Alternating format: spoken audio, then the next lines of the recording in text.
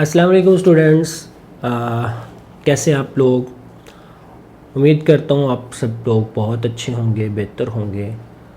And congratulation to all of these जो first year से pass out हुए without exams और अब सेकेंड ईयर के अंदर जो है वो आ गए। तो बेटे आप लोगों के पास एक बहुत अच्छा चांस है अपने फ्यूचर को सिक्योर करने का और अच्छे मेरिट तक जाने का। यहाँ पे दो तरह की पॉसिबिलिटीज़ जो है वो मुमकिन है। एक पॉसिबिलिटी तो ये है कि आप सेकेंड ईयर के अंदर इतना अच्छा परफॉर्म करें कि फ़र्स्ट ईयर के मार्क्स जो कि सेकेंड ईयर की बेस पे लगने हैं, तो जिससे आप अपने मेरिट के अंदर आ जाएंगे। अगर हम प्रीवियस डिस्कशंस को देखें या प्रीवियस सिनेरियो को देखें तो उसमें हमें ये चीज़ वाज़े नज़र आती है कि टोटल जो नंबर ऑफ़ स्टूडेंट्स इनरोल होते हैं उसमें से मोस्ट ऑफ प्रोबेबिलिटी है कि वो स्टूडेंट्स जो रिपीट कर रहे होते थे उनके चांस बढ़ जाते थे, वो मेरिट पे नंबर जो है वो ले जाते थे और उनका एडमिशन सिक्योर हो जाता था। फ्रेशर स्टूडेंट्स 1/3 जो हैं वो प्रिपेयर हो पाते हैं। अब इस सिनेरियो में जो प्रेजेंट सिचुएशन है, करंट सिचुएशन है, वो ये है कि अगर आप सेकेंड ईयर के अंदर बहुत अच्छा परफॉर्म कर जाते हैं तो आपके पास चांस है कि आप उन रिपीटर स्टूडेंट को compete कर सकते हैं और उनके रिज़ल्ट्स से बेहतर रिज़ल्ट्स जो हैं वो लेके आ सकते हैं और ये रेशियो इन्वर्ट हो सकती है, यानी फिर आपके 2/3 स्टूडेंट्स फ्रेश जा सकते हैं मेडिकल यूनिवर्सिटीज़ के अंदर, इंजीनियरिंग यूनिवर्सिटीज़ के अंदर, और 1/3 जो हैं वो जो रिपीटर्स हैं वो जाएंगे। अब इसकी एक लॉजिक जो है वो मैं आपको बताता हूँ। वो ये है कि फर्स्ट ईयर की निस्बत अगर फर्स्ट ईयर के एग्ज़ाम दिए हों तो सेकेंड ईयर के अंदर जो है वो नंबर बढ़ जाते हैं, यानी 5 से 6 नंबर का इजाफा होता था। लेकिन अब चूंकि वो समझ लें कि 5 से 6 नंबर का इजाफा नहीं होना, वो डबल करके 11 से 12 नंबर का इजाफा होना है, जिसकी वजह से आपके चांसेस बढ़ जाते हैं। लेकिन इसका दूसरा पहलू ये है कि अगर खुदा न खास्ता आप सेकेंड ईयर के अंदर अच्छा परफॉर्म नहीं करते तो ये रेशो फिर उल्टी हो जाएगी, यानी इस तरीके से कि आपके जो सेकेंड ईयर के नंबर हैं वो ही फर्स्ट ईयर में लगने हैं तो आपके नंबर कम भी हो सकते हैं। ये भी सिनेरियो जो है वो मौजूद है। लेकिन प्रेजेंट हालात जो मौजूद हैं, अगर आप एफर्ट कर लेते हैं सेकेंड ईयर के अंदर तो यू हैव अ चांस कि आप बहुत अच्छे रिजल्ट जो हैं वो पिकअप कर सकें। फिर टाइम स्पेन की बात की जाए तो टाइम स्पेन भी बहुत ज़्यादा है। पहले क्लासेस जाके जुलाई में स्टार्ट हुआ करती थी सेकेंड ईयर की, अब जून में, इवन डेट के मई में स्टार्ट हो रही हैं। तो अब टाइम स्पेन भी बहुत ज़्यादा है। अब आप इस टाइम को अच्छी तरह से यूटिलाइज़ करके अपनी सेकेंड ईयर के रिजल्ट्स को बहुत हद तक जो है वो बेहतर कर सकते हैं।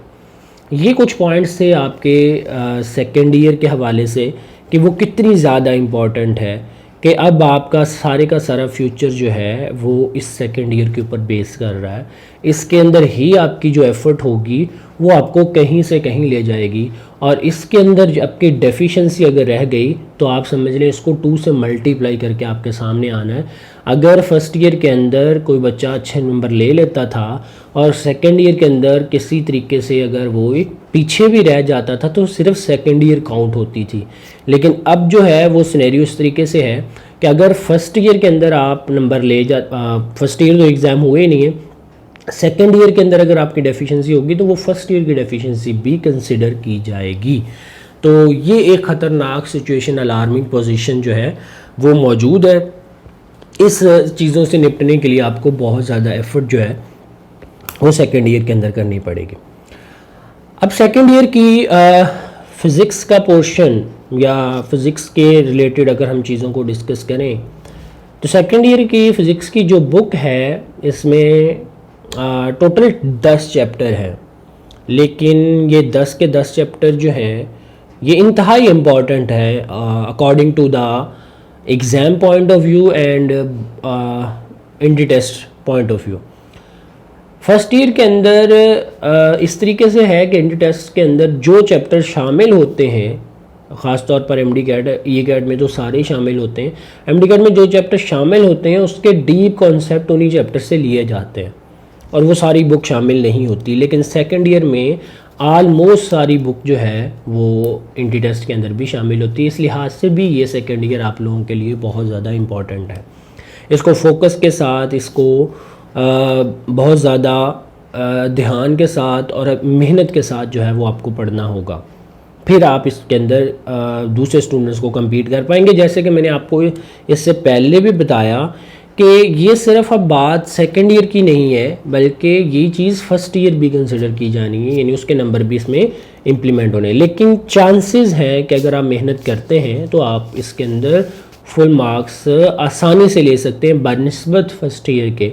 लेकिन कंडीशन वही है कि अगर आप मेहनत करते हैं, अगर आप तवज्जो से पढ़ते हैं, सारे लेक्चर्स सुनते हैं, क्योंकि इसके अंदर कॉन्सेप्ट ये इस तरह से बिल्डअप होने हैं कि एक चैप्टर दूसरे चैप्टर के साथ, एक आर्टिकल अगले आर्टिकल के साथ इतना गहरा ताल्लुक़ रखता है कि अगर हम बिलफर्ज एक आर्टिकल स्किप कर देते हैं किसी वजह से, तो अगला आर्टिकल जो है वो हमारा पढ़ना मुश्किल हो जाता है। यानी इतनी ज़्यादा इम्पोर्टेंस है इस चीज़ की। हर आर्टिकल दूसरे आर्टिकल, ख़ास तौर पर जो स्टार्ट वाले चैप्टर्स हैं उनके हर आर्टिकल दूसरे आर्टिकल के साथ जो है वो चिपके हुए हैं, जुड़े हुए हैं, तो हर आर्टिकल को दूसरे आर्टिकल के साथ मिलाकर ही पढ़ना पड़ता है। तो हम इसमें कोशिश भी करेंगे कि पहले ऐसे चैप्टर्स को स्टार्ट करें जो इतने ज़्यादा डीपली कॉन्सेप्ट ना रखते हों, ज़्यादा थ्योरी के रिलेटेड हों, लेकिन फिर भी जैसे भी है हमें इस चीज़ को अच्छे तरीके से कवर करना होगा। अब आ जाते हैं कि इसके 10 चैप्टर्स किस तरह से हैं, उनके नेम क्या हैं, उनके अंदर हमने क्या पढ़ना है। तो इसका चैप्टर 12 से स्टार्ट होता है, जो कि 11 चैप्टर आप पहले फर्स्ट ईयर में पढ़ चुके हैं। 12 चैप्टर से स्टार्ट होता है और 21 तक जाता है। चैप्टर नंबर 12 जो है ये इलेक्ट्रोस्टैटिक के बारे में है। इलेक्ट्रोस्टैटिक में हम चार्ज को रेस्ट हालत के अंदर जो है वो स्टडी करते हैं और उसको थ्रू आउट आगे लेकर चलते हैं, यानी चार्ज के रेस्ट हालत की वजह से क्या क्या फिनोमिनाज आते हैं। तो इसके अंदर 3 इंपॉर्टेंट कॉन्सेप्ट आते हैं। नंबर 1 कि एक चार्ज दूसरे चार्ज पर कितनी फोर्स लगाता है। नंबर 2 एक चार्ज के गिर्द इलेक्ट्रिक फील्ड कैसी होती है और वो इलेक्ट्रिक फील्ड इलेक्ट्रिक पोटेंशियल कैसे बनाती है। ये सारे कॉन्सेप्ट इसमें मेजर ये 3 कॉन्सेप्ट हैं, लेकिन इसकी डीप और गहराई इतनी ज़्यादा है कि हम इसको जितनी डिटेल में जानना चाहें उसके लिए उतना ही हमें वक्त दरकार होगा, उतनी ही हमें एफर्ट दरकार होगी। लेकिन ये चैप्टर इतना इम्पॉर्टेंट है कि आने वाले 5 या 6 चैप्टर्स तक इसका असर जो है वो बाकी रहता है, क्योंकि यही चीज़ें आगे बार बार हमने पढ़नी है। मोर देन तकरीबन 50% कोर्स जो हमारा इलेक्ट्रिसिटी के रिलेटेड ही है सेकेंड ईयर का, तो इलेक्ट्रिसिटी को अच्छे तरीके से पढ़ने के लिए हमें इलेक्ट्रोस्टैटिक जो है उसको बेहतरीन करके समझना होता है। फिर इसके चैप्टर नंबर 2 पे चलते हैं। करंट इलेक्ट्रिसिटी उसका नाम है। चार्जेस को मोशन की हालत में पढ़ना है। इसके अंदर भी कुछ कॉन्सेप्ट ऐसे हैं जो चैप्टर नंबर 12 के अंदर जो है उसके रूट होंगे, और चैप्टर नंबर 13 करंट इलेक्ट्रिसिटी खुद भी चैप्टर इतना डीप है कि इसकी बेस पर हम चैप्टर नंबर 14 पढ़ सकते हैं। यानी चैप्टर नंबर 14 के अंदर जो कुछ हम पढ़ेंगे वो चैप्टर नंबर 13 के अंदर पढ़े हुए से ही आगे लेके चलेंगे। चैप्टर 13 में जो सबसे इम्पॉर्टेंट कॉन्सेप्ट है वो इलेक्ट्रिक करंट फ्लो है। फिर इलेक्ट्रिक करंट फ्लो में चार्ज कैरियर की इम्पॉर्टेंस, सोर्स ऑफ करंट की इम्पॉर्टेंस, फिर हम इलेक्ट्रिक पोटेंशियल और ईएमएफ, इन चीज़ों की इम्पॉर्टेंस को मद्देनज़र रखते हुए आगे की तरफ चलते हैं। इसके बाद अगला चैप्टर आ जाता है चैप्टर नंबर 14, जो कि है इलेक्ट्रोमैग्नेटिज्म। इलेक्ट्रोमैग्नेटिज्म बोलते हैं कि करंट की वजह से जो मैग्नेटिक फील्ड पैदा होती है वो किस तरह का फिनोमिना रखती है। ये चैप्टर्स भी अपने काफ़ी ज़्यादा डीप कॉन्सेप्ट के साथ के किस तरह से करंट फ्लो होगी वो चैप्टर 13 में हमने पढ़ा होगा। चैप्टर 14 में कि वो करंट के फ्लो की वजह से मैग्नेटिक फील्ड आएगी, मैग्नेटिक फील्ड को मेजर कैसे किया जाएगा, उसकी वैल्यू को, उसकी डायरेक्शन को, फिर हम इससे 2 या 3 इंपॉर्टेंट डिवाइसेस जो है वो कंस्ट्रक्ट करेंगे। ये सारी चीज़ें बहुत इंपॉर्टेंट है, अपनी जगह पर अहमियत रखती हैं, लेकिन इस बिना पर हम अगला चैप्टर फिर कंस्ट्रक्ट करते हैं। यानी 14 अगर हमें आता होगा तो 15 जो है वो हमारे लिए पढ़ना आसान हो जाता है। 15 है इलेक्ट्रोमैग्नेटिक इंडक्शन के रिवर्स प्रोसेस। जिस तरह हमने 14 में पढ़ा था कि मैग्नेटिक फील्ड की करंट की वजह से मैग्नेटिक फील्ड, तो 15 में हम पढ़ेंगे मैग्नेटिक फील्ड की वजह से करंट कैसे फ्लो करती है। तो यहाँ तक जो है वो एक सिमेट्री चलती है जो हमें सिखाती है कि किस तरह से चार्ज रेस्ट हालत में पहले होते हैं, वो क्या प्रोड्यूस करते हैं, तो करंट फ्लो होने लग जाता है। फिर करंट फ्लो होता है तो मैग्नेटिक फील्ड आता है, फिर मैग्नेटिक फील्ड हो तो दोबारा से करंट कैसे प्रोड्यूस किया जा सकता है। ये एक सिमेट्री जो है वो इन चैप्टर्स के अंदर पाई जाती है। तो मैं इसलिए इनको आपस में इंटरकनेक्ट करता हूँ, क्योंकि अगर आपको एक चैप्टर अच्छे तरीके से आता है तो अगला अच्छी तरीके से पढ़ लेते हैं, वो आता है तो उससे अगला अच्छे तरीके से पढ़ा जाएगा, वो आता है तो उससे अगला पढ़ा जाएगा। तो इलेक्ट्रोस्टैटिक से लेकर इलेक्ट्रोमैग्नेटिक इंडक्शन तक सारी चीज़ें पैक्ड हैं एक पाइपलाइन के अंदर, कि सारी एक दूसरे से कनेक्टेड है। अब उससे अगले चैप्टर पे आ जाते हैं। ये अल्टरनेटिंग करंट के बारे में है, जिससे करंट की एक करंट 2 तरह का होता है, डायरेक्ट करंट और अल्टरनेटिंग करंट। तो अल्टरनेटिंग करंट के ऊपर ये पूरा चैप्टर 16 जो है वो बनाया गया। रूल्स रेगुलेशंस वही लगेंगे जो हमने पहले पढ़े होंगे चैप्टर 13 में करंट इलेक्ट्रिसिटी के अंदर, और कुछ उसके अंदर चेंजेस भी आएंगी, वो हम पढ़ कर ये चैप्टर जो है वो आसानी से कंप्लीट कर लेंगे।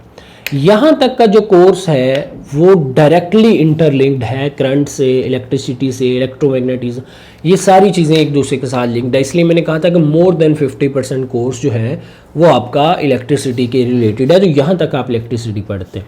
इलेक्ट्रिसिटी से बेटे इलेक्ट्रिसिटी के कॉन्सेप्ट बिल्कुल सेम एज मैथ की तरह के होते हैं, मतलब या तो आपको आते हैं या नहीं आते, या आपको पूरे नंबर देंगे या आपको 0 पर ले जाएंगे। तो इन चैप्टर्स की इम्पॉर्टेंस और अहमियत इस तरीके से कि मैंने आज पहला लेक्चर इसके इंट्रोडक्शन पे रखा कि आपने इसको इसके साथ लिंक्ड होकर पढ़ना है, इसको अपने ऊपर बर्डन नहीं समझना। जितना ज़्यादा आप इसको अपने ऊपर बर्डन समझ के पढ़ेंगे उतनी ये चीज़ें कॉम्प्लेक्स होती जाएंगी। जितनी ज़्यादा इसमें अपना इंटरेस्ट डेवलप करेंगे उतनी ये चीज़ें आसान होती जाएंगी। तो आप अपना इंटरेस्ट डेवलप करके इंटरेस्टिंग वे से इसको जो है वो मैं पढ़ाऊँगा, और आप इसमें ज़्यादा से ज़्यादा इंटरेस्ट लेंगे तो ये चीज़ें आसान होंगी, अदरवाइज़ ये चीज़ें मुश्किल होती जाएंगी। बहुत सारे स्टूडेंट्स ऐसे होते हैं जो फिज़िक्स सिर्फ इलेक्ट्रिसिटी की वजह से ही मुश्किल समझ रहे होते हैं, हालांकि ये बहुत इंतहाई आसान और इंतहाई इंटरेस्टिंग कॉन्सेप्ट है। कोई भी इसके अंदर जो है वो इतनी मुश्किल बात नहीं है, लेकिन चूँकि एक हवा बन जाती है कि ये बहुत मुश्किल है, ये करंट, चार्जेस, फ्लो, ये हमें समझ नहीं आता। हालांकि ये थोड़ी सी कंसंट्रेशन की बात है, ये आपको पूरे नंबर दिला सकती है। इसके बाद चलते हैं बेटे चैप्टर नंबर 17 पर। चैप्टर नंबर 17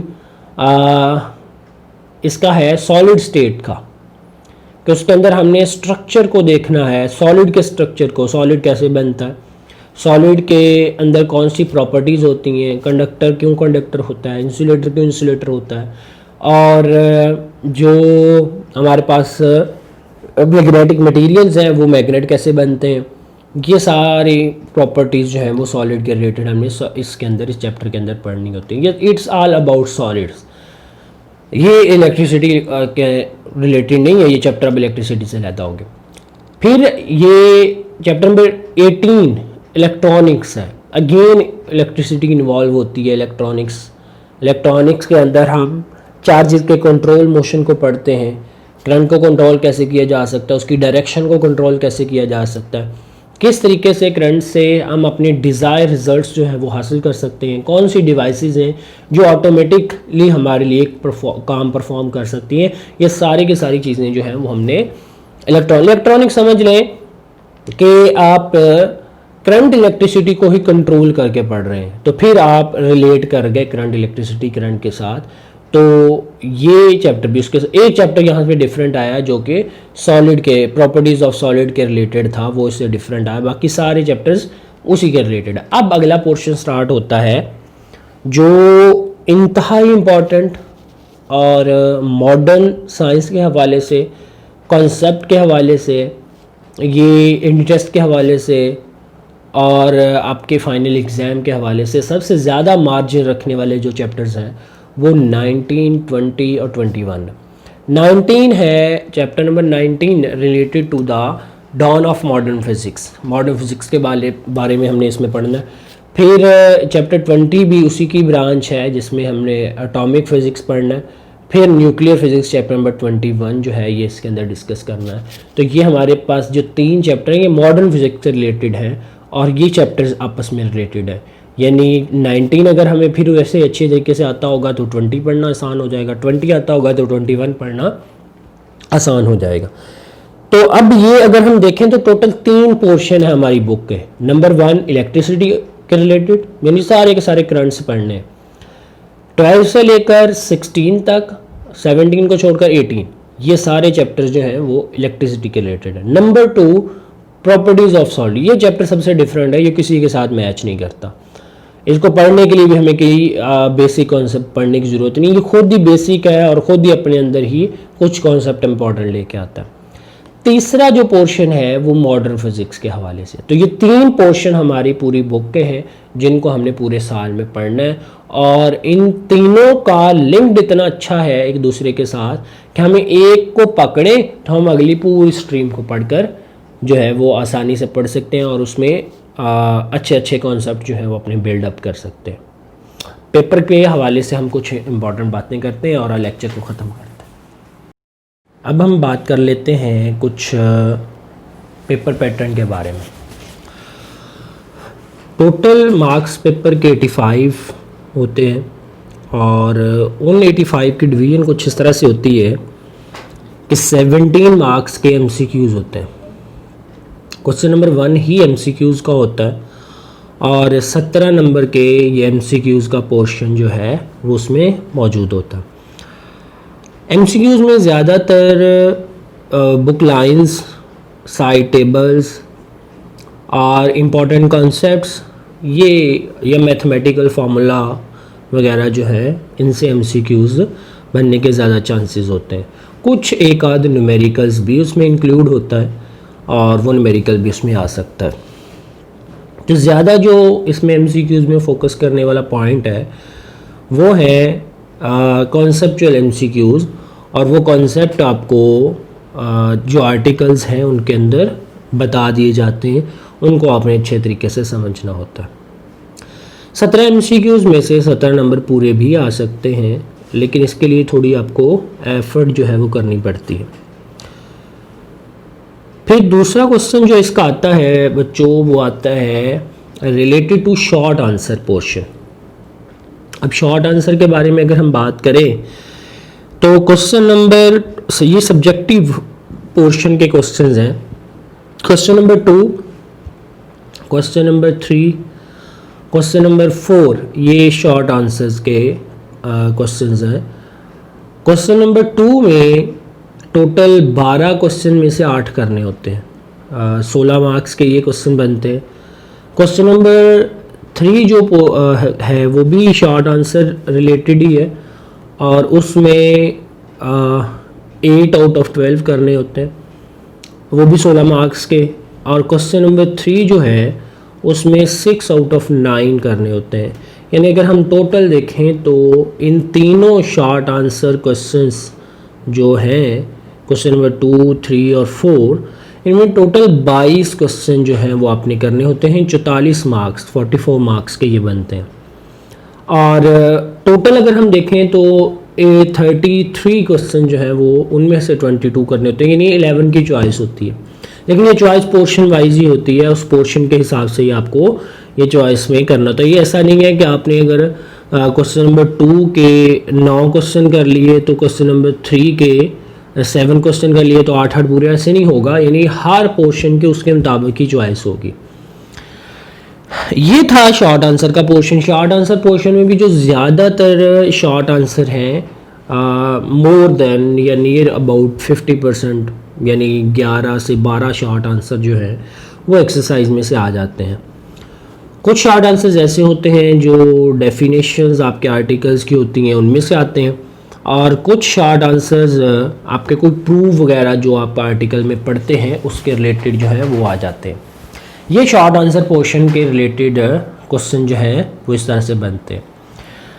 अब इसके बाद आ जाते हैं लॉन्ग क्वेश्चन पोर्शन पे। लॉन्ग क्वेश्चन पोर्शन टोटल जो है वो 5 क्वेश्चंस होते हैं। क्वेश्चन नंबर 5 जो कि क्वेश्चन नंबर 4 तक तो शॉर्ट आंसर दे, 5, 6, 7 और 8 और 9, इनमें से कोई से 3 करने होते हैं। तो इसकी डिटेल कि शॉर्ट लॉन्ग क्वेश्चन किस टाइप के आते हैं ये हम वक्तन फ़क्तन डिस्कस करते रहेंगे क्लासेस में। लेकिन इन 5 क्वेश्चंस में से 3 जो होते हैं, हर क्वेश्चन के 2 पार्ट्स होते हैं। एक थ्योरेटिकल पार्ट होता है, एक न्यूमेरिकल पार्ट होता है। थ्योरेटिकल पार्ट जो है वो थ्योरी रिलेटेड 5 मार्क्स का और न्यूमेरिकल पार्ट जो है वो 3 मार्क्स का जो है वो आ रहा होता है। अब न्यूमेरिकल पोर्शन के अंदर जो ज़्यादा चीज़ इरिटेट करती है वो फार्मूला ढूंढना होता है। तो उसके लिए बेस्ट सोल्यूशन ये है कि आप अपने जब आर्टिकल्स को पढ़ें तो अच्छे तरीके से पढ़ें, तो उसके फार्मूला प्रो आपके जहन में हो, तो फिर ये न्यूमेरिकल जो है वो मुश्किल नहीं लगते। लॉन्ग क्वेश्चन पोर्शन जो है, लॉन्ग क्वेश्चन यानी थ्योरेटिकल जो पार्ट है, इसको बहुत आपने इख्तियार से लिखना होता है, क्योंकि इसमें आपके कंटेंट को यानी जो पॉइंट्स आपसे पूछे जाते हैं वो सारे के सारे आपने बयान करने होते हैं। फिर टू दी पॉइंट लिखना है, यानी बहुत सारे क्वेश्चंस ऐसे आएंगे जो आपसे कंप्लीट नहीं पूछे जाएंगे, लेकिन जहाँ तक पूछा गया तो वहाँ तक आपने उसको अच्छे तरीके से डील करना होता है, अच्छे तरीके से लिखना होता है। तो इस तरह से 5 क्वेश्चन में से आपने कोई से 3 क्वेश्चन जो है वो लॉन्ग क्वेश्चन में अटैम्प्ट करने होते हैं।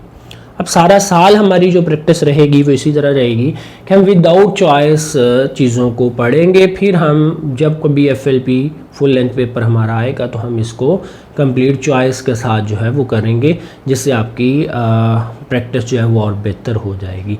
ये तो था कुछ पेपर पैटर्न के बारे में।